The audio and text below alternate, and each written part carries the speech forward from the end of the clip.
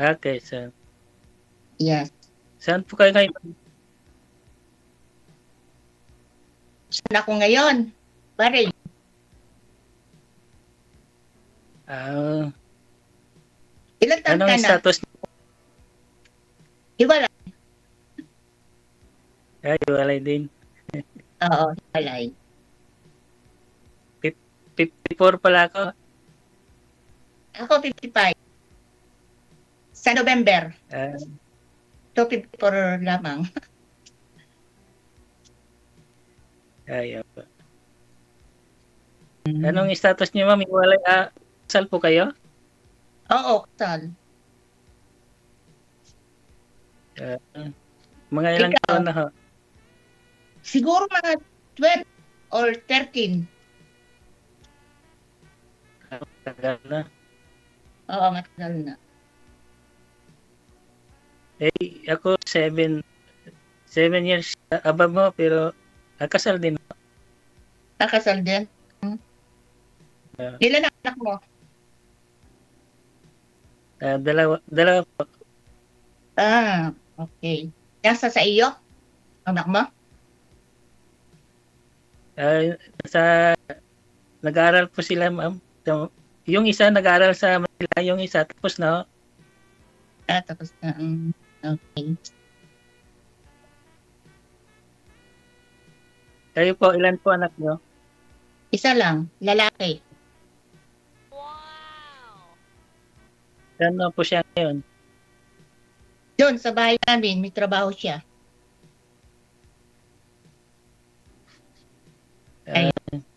Yan. Nakarami na rin po kayo dito, sir. Ilang buwan na ho nang nakalipas? Last po ninyong sali? November pa po yata nakarang taon. Aha. May nakatuluyan po kayo sa mga nakausap po ninyo? Wala po kasi yung huli, tinatawagan ko nung ako sa Cebu, man sumasagot. Oh. May nag-comment sir may nag-comment sir sabi ba't daw sobrang healthy ka na po ngayon kaysa naman nung last mong join? Maba. Tumaba lang. Parami lang kumakain no? Bakasyon pala, no? Bakasyon. Ito maraming pagkain sa kanila, no? Meron din. Pero mahal nga ang bilihin. Kahit saan na lang, naman, 170. Kahit saan mahal sa nangyari ang gera.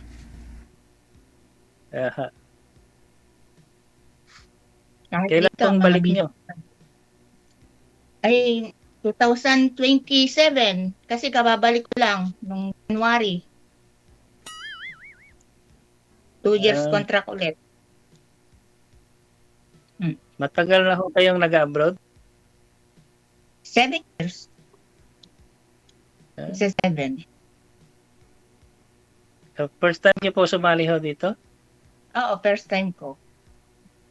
Nag-try. Na ano naman ako. Buti na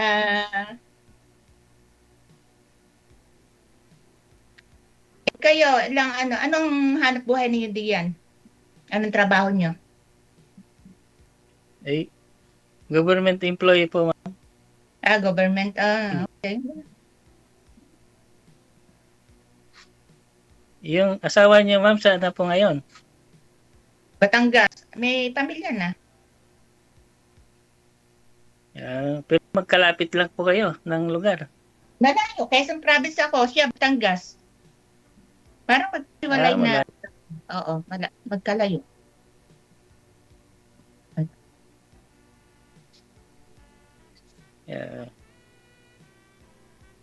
Pang-apat na pala ninyong sali dito. Bakit?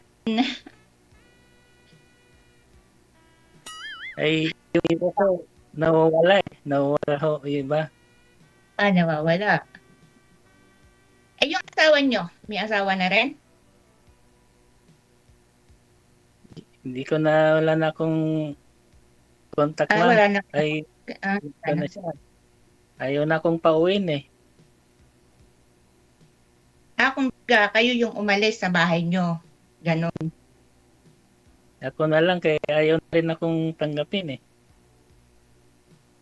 Baka may naging problema kayo noong ano. Kasi kayo yung ayaw pabalikin eh. Baka may naging problema sa inyo. Eh siya po ang sinabi na akong maghanap nga ng kuan. Hanapin ng sarili eh. Ayaw na rin niya magsama kami. Sa Pangasinan po yun, sir? Ito po sa Palawan po, DJ. I mean, tubong taga Pangasinan ka? Hindi po sa Cagayan Valley ho. Cagayan Valley. Layo tapos napadpad po kayo dyan? Ito po sa trabaho lang kasi po.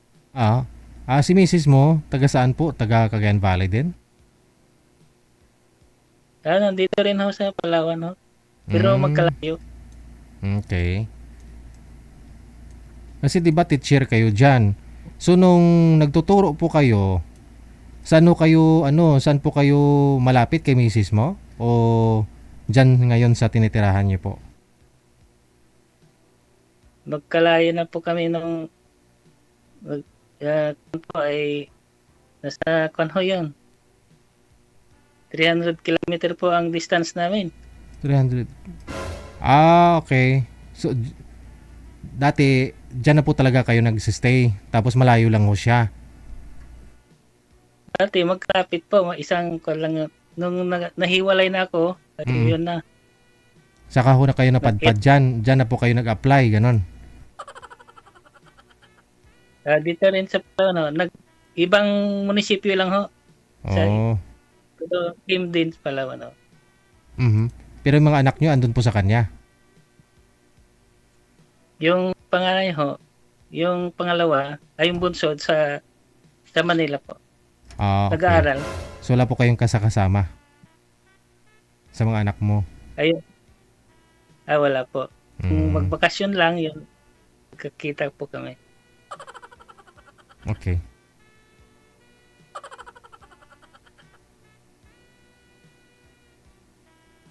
Si Kuya, magtanong ka sa akin. Kuya na. Bakit po kayo nagkahiwalay? Hindi, kasi nung bago pa ako mag-abroad, ayaw niya akong payagan.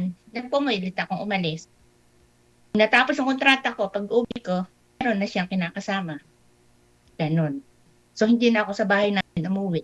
Sa bahay na ng nanay ko. Bakit po wala siyang trabaho nung umalis kayo? Kasi pareho kami nagkakampany. Kaso, ako nag-resign. Siya nagsarado yung company. So, ang naging buhay niya, mag-tricycle, ganon. Kaya naisipan ko mag-abroad. Kumbaga, wala ng permanent trabaho. Ayaw niya talaga kayong magkahiwalay ng ayaw niya talaga payagang umalis. Ako lang talaga yung pumilit at saka gusto ko din ma-experience yung sabi nga nila, maganda daw yung buhay sa abroad. Sabi lang, nung maranasan ko. Kaso lang, naghanap na siya dahil wala na po kayo sa tabi niya. Ayun. Gano'n na nga nangyari, naghanap siya. Ito po talaga nangyayari pag napalayo sa isa't isa, nagkakaroon nga ng kwan. Madami. Yeah.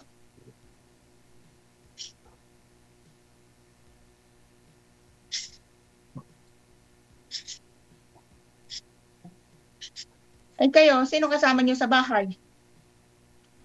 Mag-isa lang namuhay dyan? Opo. Mag-isa lang. Mahirap din na mag-isa. Kaya Kausap. nagkahanap din ako ng kausap minsan. No? Mm-hmm.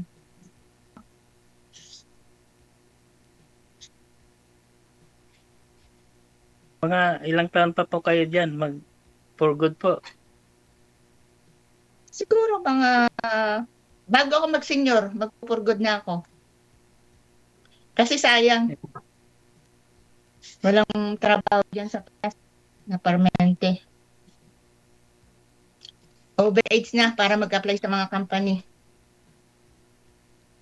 Ay, yung anak niyo po, hindi, wala pa asawa, no? Pero may trabaho na.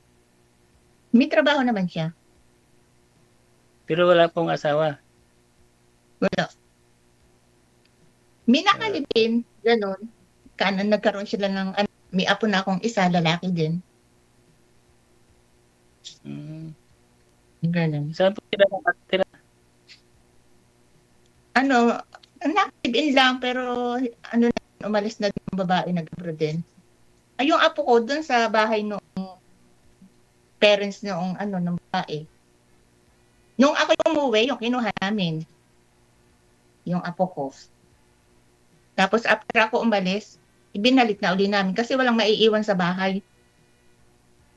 Mm. Ay, so yung bahay niyo po sa Quezon, bali, conjugal Galing. po niyo. Oo. Di, may mana pa yung asawa po niyo doon. Hindi naman, ewan ko lang. Ayun nga ang nagiging problema ngayon eh. Hindi naman nagiging usapin yun. Kumbaga, yun ang iniisip ko sa ngayon. Mm. Mga mamaya, maghabol siya. Kahit na ako talaga yung nagpundar ng mga naipundar ko habang ako yung andito. Yun pong problema sa mga property pagdating. Bakit ang problema sa kasal? Oo. Pati Yung sa mga ganun. lupa. Hindi pa nangyayari, naiisip mo na yung mga pwedeng mangyari. Kasi hanggat hindi kayo na anal, may karapatan pa siya doon. Pero ako naman ang nagsumikap pa ng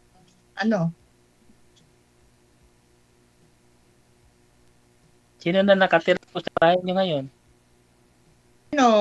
nung nakaraan, ang anak ko sa Laguna nagtatrabaho, sarado yun. Kumbaga, monthly lang napupuntahan. Nakala. Tapos, minsan, ilang buwan, 3 months, yung pinapuntahan lang ng mga kapatid ko, binibisita. Ay ngayon siya na finish contract, doon na nag-apply sa Quezon. Makakapag-uwi na siya. Lagi na may tao sa bahay ngayon. Gan. Malapit lang Pero ako sa Kabayan. malapit naman. Siguro mula bayan mga 5 minutes. Ganun. Or 10 minutes. 5 to 10 minutes. Ano po yung capital ng Quezon? Quezon?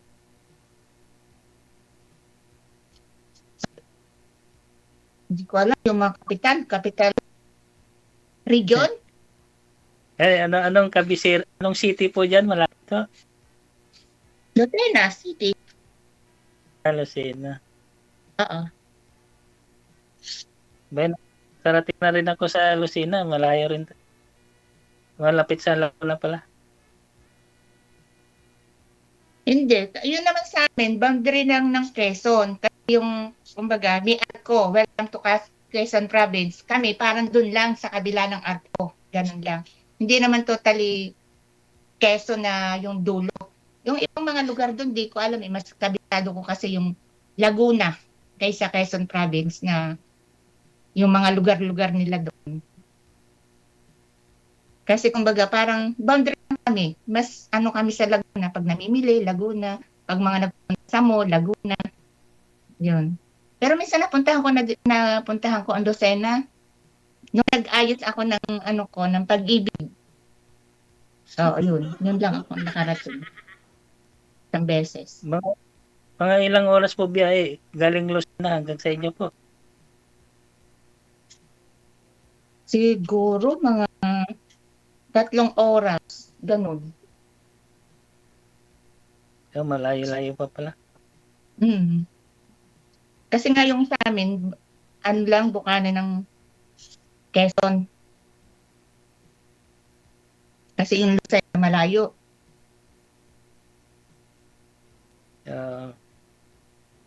Yung mga Tagkawayan. Malapit kami sa Candelaria, Quezon. Ganun. Alam mo yung Candelaria? Yung bukana din lang yun ng Quezon. Ay, yung Atimunan, malapit po. Napakalayo nun. Naririnig ko lang yun. Hindi ko kayo napupuntahan.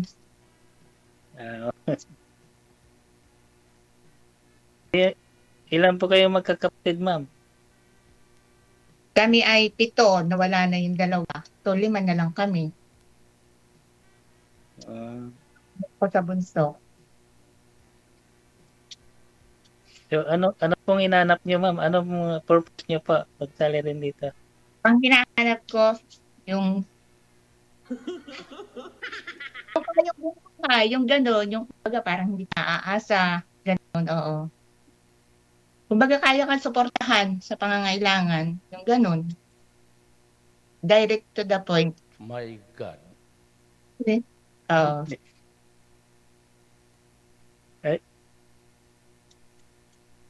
Yung siguro bago kayo makauwi, marami na kayong ipon. Kaya yun lang kuan. Pagka ako umuwi, may pinagagawa akong something na ano sa bahay ko o may ano, lagi ako may project pag uuwi kahit na yung maliit na ano, basta may napupuntahan yung pera para hindi masayang yung pagpapagod ko dito. Ganon. Hindi naman sa madami, kumbaga na ano lang.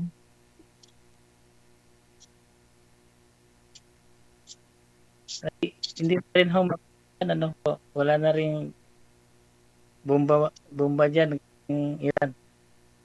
Wala na.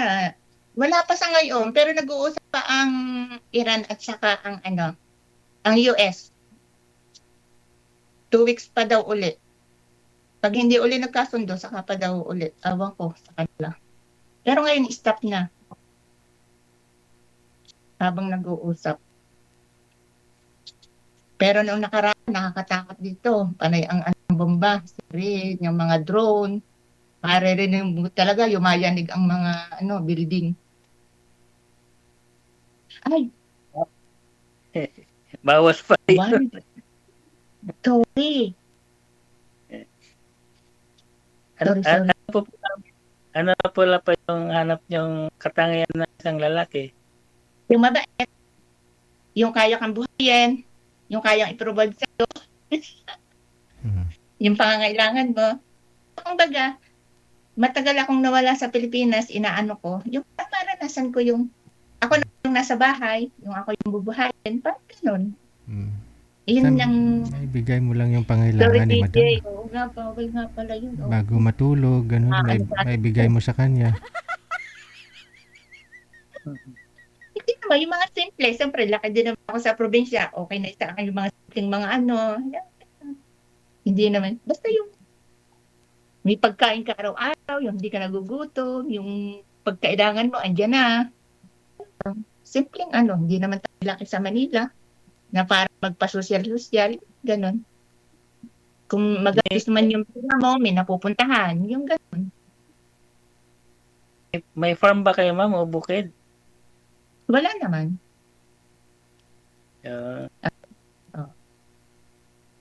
Kasi wala naman akong partner para mag-ano ng farm. Wala naman. Dati, yung mga kapatid ko laki meron.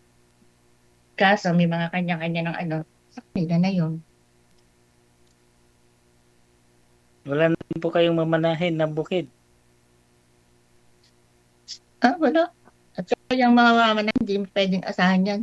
Dapat talaga magsubika ka. Nag-aasa sa mana. Ganun. Buhay pa pong magulang niyo? Wala na. 1 taon lang. Nawawala yung nanay namin. Pangilan pa po wala kayo sa magkapatid na? Panima.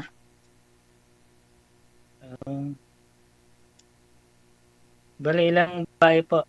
Ilang? 4. 4.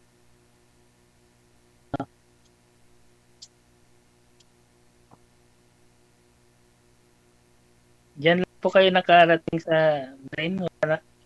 O may mga ibang lugar pa po kayo napuntahan? Unang alis ko, Saudi. Unang alis ko, Saudi. Kaso, umayaw ako doon, sobrang hirap noon, puro nakabaya. Pagka yung mga yung mukha mo. Kahit doon kasi lost country. Dito sa Bahrain City dito, parang Dubai, gano'n. Kumbaga yung mga tao dito, hindi gaya sa Saudi na makakita lang ng, hindi ba ano dito? Pero may naging boyfriend na rin kayo, ma'am. Wala naman. Yung mga chat, gano'n, oo. Pero wala naman yung sasabihin ng boyfriend na seryosohan, wala.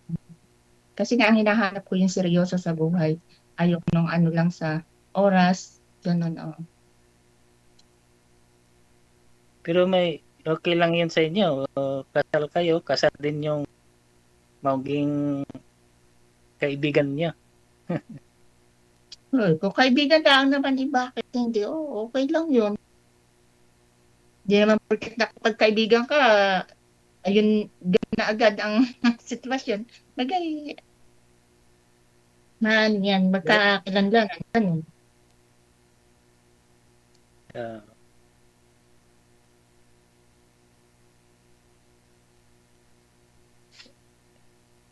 yung pag-uwi niyo po, walang naniligaw sa inyo? Pag nakauwi po kayo?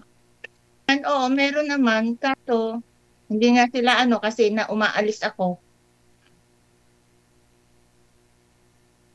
Boyfriend mo Hindi yun, ma'am? natin masasabing wala. Oo. Boyfriend niyo po Kasi talaga yun, ma'am? Boyfriend mo niyo po? Hindi naman, hindi. Ligaw Kumbaga lang. parang mga napaparamdam sila, gustong mag-ano. Ay ako, focus talaga muna ako sa ngayon dito sa pagtatrabaho ko sa ibang bansa. Oo. Medyo malayo lang ho kayo ni Sakto nga. sir. Palawan ho siya. Ikaw ho na sa Quezon Province, no? Pero depende sa pag-uusap. Connected naman na po kayo dito. Tuloy-tuloy lang ang usapan. Maraming salamat. Magandang gabi.